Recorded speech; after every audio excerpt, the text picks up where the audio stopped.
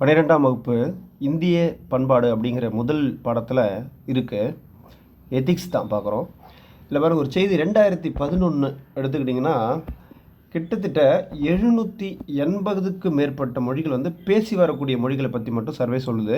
பேசி வரக்கூடிய மொழிகள் மட்டும்தான் சொல்லிக்கிட்டு இருக்கேன். 2011 780க்கும் மேற்பட்ட மொழிகள் பேசி வந்ததாக சொல்லப்படுது. இந்த சர்வே எடுக்கிற நிறுவனம் எது அப்படின்னு கேட்டால் PLSI என்று சொல்லக்கூடிய peoples linguistic survey of India அப்படிங்கிற இந்த நிறுவனம் தான் இந்த சர்வே எடுக்கிறாங்க. இந்த நிறுவனத்தின் பேர் கேட்க வாய்ப்புகள் ரொம்ப அதிகம்.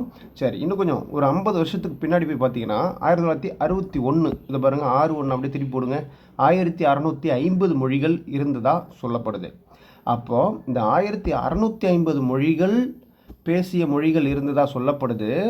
50 வருஷத்துக்கு பிறகு 2011 பார்த்தீங்கன்னா அது அப்படியே பாதியாக குறைஞ்சி 780க்கு மேற்பட்ட மொழிகள் தான் பேசி வரதா சொல்லப்படுது.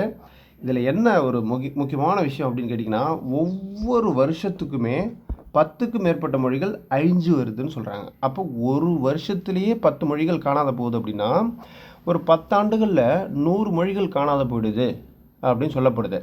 சரி, இன்னும் ஒரு 100 ஆண்டுகள் இப்போ நீங்கள் பிறகு பார்த்தீங்க அப்படின்னா இப்போ 780 மொழிகள் நம்ம பேசிக்கிட்டு இருக்கோம் அப்படின்னா இதுலேயும் குறைஞ்சி 500 மொழிகளுக்கு கீழே வர்றதுக்கும் வாய்ப்பு இருக்குதுங்கிறது தான் இந்த செய்தி நமக்கு சொல்லுது.